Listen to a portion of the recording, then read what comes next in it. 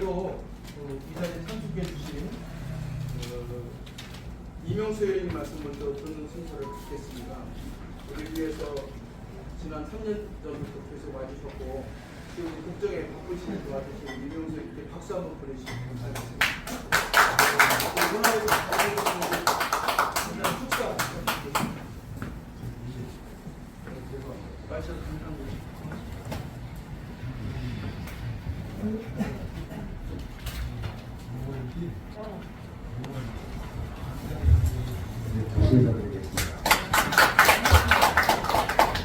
순서로 치면 다른 분들이 하셔야 되는데 아마 제가 시간적으로 조금 자유스럽지 못하다는 걸 고려해서 아마 저한테 먼저 기회를 주신 것 같습니다. 여기 계시는 한 분 한 분을 제가 모셔야 되고 아마 제가 개별적으로 연락드릴 수 있기는 굉장히 어려운 분들이 아닌가 싶은데 다 바쁘시고 그런 건데 이렇게 이 자리에 함께하는 것은 정말 큰 영광입니다. 먼저 우리가 지금 국회에서 할 일을 다 못하고 어제도 일을 모여가지고 겨우 예산안 처리가 아니라 장관 회의만 결의나 의견을 많이 성기적으로 여야를 떠나서 저는 밖에 나와서 뭐라고 말씀을 못 드리겠습니다. 저도 다 이렇게 주위에서 도와주신 덕분에 국회에 와 있습니다. 국회에 와서 느끼는 여러 가지 중에 국회로 가는 것이 우리 나라의 중요한 그런 헌법상 기구로서 그런 대표 국민의 대표로서 지도적 위치에 있는 분들인데 여기 열심히 동료 의원들 선후배에 있으면서 열심히 하는 그런 입장이긴 합니다만 무엇보다 그들의 중요한 그 결정의 기준은 국민이나 국가나 이런 게 아니고 당리 당략으로 모든 게 결정이 되기 때문에 한 사람한테는 미국에서 유학도 하고 박사도 하고 장관도 하고 그런 사람이 있습니다만 집단 의사결정에 있어서 국민이 생각하고 밖에서 보는 왜 합리적이고 이렇게 제대로 그래도 알만한 사람들이 그런 결정이 내려지나 하는 것은 철저하게 당리 당략을 앞서기 때문에 그렇습니다. 그걸 알면서 왜 못 바꾸느냐, 그 바꾸는 사람들 자체가 당리 당략으로 오로지 판단하기 때문에 바뀌어지지가 않습니다. 우리나라처럼 이 국회를 바꾸는 비율이 높은 나라는 많지 않습니다. 우리가 평균 40% 이상이 바뀌거든요, 선거 때마다. 그래서 초선이 많은 편입니다. 지금 한 60%가 초선입니다. 그래서 국민이 국회를 걱정하고 국회의원들이 잘못한다고 해서 바꾸려면 들어가면 또 그렇게 돼요. 또 바꾸면 또 그래요. 이게 바뀌지 않는데 근본적으로 권력 구조부터 조금씩은 바뀌고 있습니다만 좀 더 시간이 걸릴 것 같습니다. 죄송한 말씀 먼저 드리고요. 조금 전에 우리가 동해물과 백두산 애국가를 들었습니다만 애국가 중에 나오는 동해라는 것이요 지금 국제 중요한 이런 그 정보나 자료에는 대부분 한 60% 이상이 일본어로 되어 있습니다. 동해가 없습니다. 최근에 미국에서 일본하고 동해를 경기를 하자. 서로 이게 한국과 일본 사이에서 미국이 좀 곤란하게 그런 제안을 했는데 아직도 대부분의 경우에 동해가 없다. 국제적으로는 전부 일본어로 되어 있습니다. 백두산이 있습니까? 역시 이미 북한의 장백산으로 되어 있고요. 더 한시간 김일성이 우리 경계를 오히려 더 줄여가지고 중국 쪽으로 이 영토를 오히려 늘려줬습니다. 말을 다 있고 합니다만 여러 가지 애국가에 나오는 내용들이 실천이 안 되고 있고 안타까운 것은 이 태극기의 80~90%가 다 중국산입니다. 우리나라 관공서에 이 태극기가 우리나라 게 거의 없습니다. 다 중국산을 갖다 놓습니다. 왜 그러냐면 우리나라에서는 그 많은 기업이 있어도 태극기가 사업성이 없어서 소위 장사가 안 되니까 이거 만들려고 하지 않아요. 그래서 외람되지만 제가 그거를 국회에서 국정감사에서 지적을 하고 미국 경우에도 보니까 미국의 주 헌법에는 그 주에서 그 생산하는 이 국기를 성족이나 주기를 달도록 해야 된다 그런 규정이 있더라고요. 그래서 적어도 우리 공공기관 정부나 이 헌법기관이나 이런 데는 국산 태극기를 달아야 된다 하는 걸 법으로 냈는데 여러 번 냈습니다만 의원들이 제가 동의원들 탓하는 게 아니라 관심이 없습니다. 처리가 안 되고 있습니다. 그래서 우리나라 주요 기관에 용산은 안 그렇겠습니다만 대부분의 태극기가 중국산이다. 그건 왜 그냥 사업성이 우리가 만들지 않아요.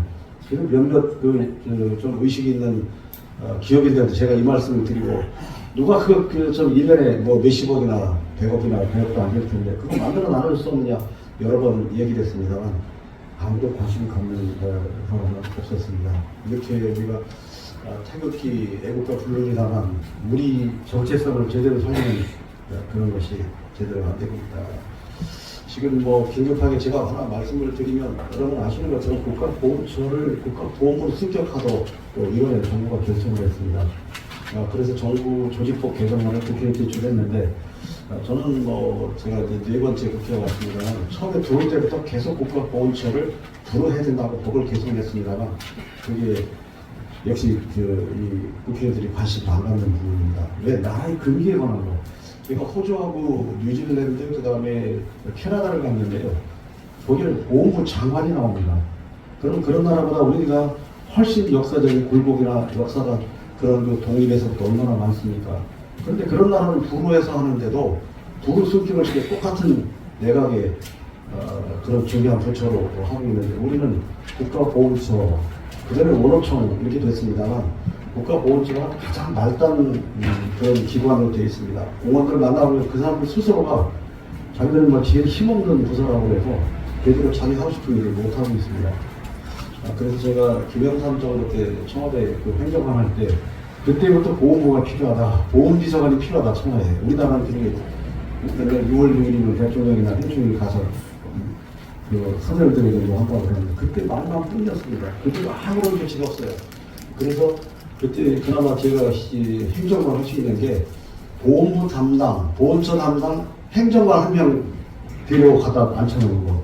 그거는 제가 했는데 비서관을 전담 비서관 둬야 된다, 보호를 해야 된다는 거는 이제 지금 윤석열 정부가 와서 일단 지금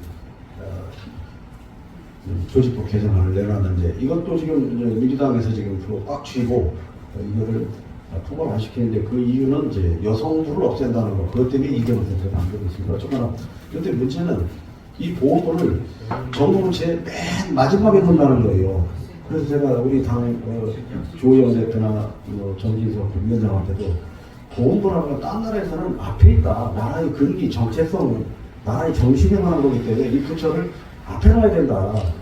그 얘기를 했는데 거기에 지금 정부에서 공식적인 거는 어느 부처 그렇게 하면 이게 그때마다 뭐 부처가 혼란이 오기 때문에 생기는 순서대로 그러니까 보훈부를 두루두루 맨 마지막에 둔다는 거예요.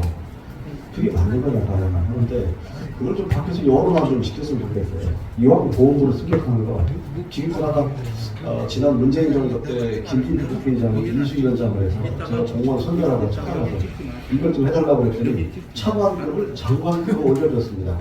그래서 그나마 장관급이 됐는데 이제는 장관이 되는 거죠. 보훈부 장관.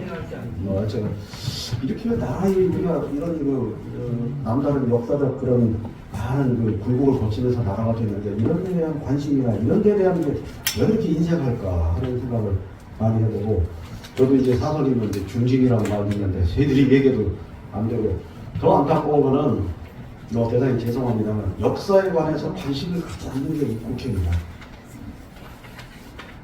국회 역사 포럼을 만들어지지가 않고요. 뭐 여러 가지 역사위원회인데 그게 지금 되지를 않고 있어요. 지금 뭐 일제, 강제징용 그런 거 가지고 그때 반짝 독도 문제, 그때만 반짝 관심을 가지 이거를 우리가 제대로 상설위원회를 하자. 그러니까 그 국회에 16개 성명위가 있지 않습니까? 외교국가 그런 것처럼 역사 대책위원회 이걸 상설하자. 똑같이 성명으로. 어쨌든 국회법 개정안을 냈는데 아예 처리 자체가 안 되고 있고 그냥 전에 공공과 역사 특위라는 걸 제안해서 그걸 한번 한 적이 있습니다. 그래서 그때 한 6개월 동안 역사 문제를 가지고 이렇게 쭉 해봤는데 그때도 결국은 뭐 아무런 결론은 없었습니다만 저는 뭐 역사 전문가도 아니고 역사를 잘 알지 못합니다. 다만 국회에 들으니까 우선 국회의원들이 역사에 대한 그리고 우리 나라의 정체성에 대한 기본적인 걸 가져야 되겠다고 하는데 지금 우리 국회 역사 전공원들이 몇 분 계세요. 근데 그분들 얘기를 하면 역사는 중요한데 이게 해봤자 결국은 여기도 보수 있고 쌈만하지 되는 게 없다. 이런 식으로 다 이거 피합니다. 거기 유기용면 몇분 계시잖아요. 역사로 전공하신 분들이. 그래서 지금 저는 북핵 문제 이상으로 역사 문제가 지금 보이지 않는 역사 전쟁을 하고 있는데 우리가 계속 중국하고 일본한테 밀리고 있습니다. 이걸 어떻게 해야 되나? 제가 뭐 대표나 되고 뭐 그렇다면 이걸 하는데 그냥 대표한테 전달하고 얘기하는 거는 아무런 성과가 없어요. 이번에 특위가 3개 만들어졌는데 거기도 이 역사 문제가 빠져 있어요. 아무리 얘기해도. 그래서 좀 걱정인데 지금 뭐 중국의 시진핑이 무조건을 할 때는 한국의 그 역사를 뭐 중국의 한 근육의 역사로 이렇게 이제 표배해가지고 그걸 하도록 사회과관에 지시를 했는데 이게 아예 지금 그보다 더 진도가 많아서 최근에 몇 달 전에 중국에 있는 그 갔다 온 학자들 얘기 들으면 아예 우리 역사 전체를 중국의 역사의 한 작은 부분으로 이제 부족도 아니고 뭐라고 할까요? 이런 식으로 지금 여러 가지 시도를 하고 있다 이런 얘기를 하면서 큰일이다 그런 얘기를 들었는데 그때 6개월 전에 동북아 역사 특위 해보니까 지금 말씀한 대로 보수지향과 그다음에 이 진보지향의 이 전문가들이 와서 짠만하고 뭐 큰 적은 없었는데 그때 독도 문제 여러 가지 그 문제를 가지고 있고 그다음에 상고사가 제일 문제예요. 우리가 상고사가 공부하는 사람이 없어요.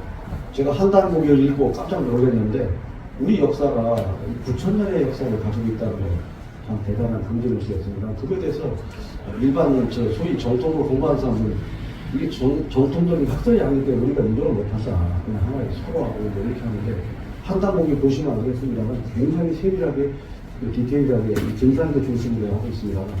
그거를 연구를 해보고 토론을 해봐야 될 거 아니냐. 지금 많은 젊은 학자들이 중국에서 직접 공부를 하고 있습니다. 과거에 우리가 역사 배운 거는 어쨌거나 뭐 다 아시잖아요. 그랬는데 가서 직접 고소를 보니까 우리가 배운 거하고 다르게 돼 있다는 거죠. 막 언론에 많이 나와서 한사건의 위치가 뭐 대동강 주변에 있는 게 아니고 저 바로 베이징 북경까지 그 한사건이 있었다. 거기 가서 중국에 고소를 직접 보니까 이런 얘기를 많이 하면 저희로서는 양쪽을 불러다가 그걸 토론을 시키고 싶은데 오질 않아요. 특히 보수 이분들이. 그래서 이 문제를 어떻게 할 건가. 이 역사의 주목부처는 교육부입니다. 교육부 장관이 동북아 역사 때문에 한 번도 간 적이 없습니다. 아무리 얘기해도. 거기는 완전히 그냥 자기들끼리만 뭐 이렇게 연구하는 게 돼서 역사 문제 굉장히 걱정이 돼요.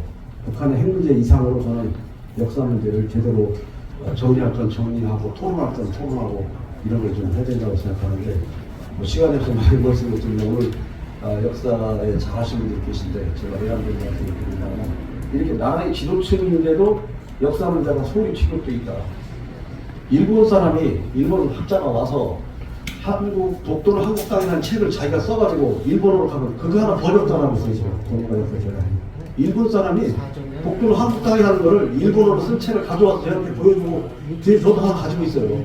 그래서 당연히 그걸 할 줄 알았더니 그걸 번역을 해서 동북아 역사단이 그래서 만든 거 아니에요? 그러면 일본 학자가 쓴 독도는 한국 땅이라는 그 일본어 책을 한국어로 번역해서 우리 국민들이 좀 알고 좀 하라. 그것도 안 하는 데가 이 교육부의 역사 관련 진행부 역할입니다. 예산도 조금이고요. 너무 안타까워요. 어떤 뭐 이걸 해결해야 될 정치권은 해결 못하고 문제 제기만 합니다만 하여튼 역사 문제는 누가 나서기 전에 우리가 스스로 하자면 안 되겠다. 맨날 그 얘기하잖아요. 축사할 때는 역사를 잊은 민족의 미래는 없다. 그 말을 하면서 왜 역사를 잊고 있냐 그 얘기죠. 미래가 없다고 하면서. 안타까운 말씀을 또 드리고 제가 시간이 제한되기 때문에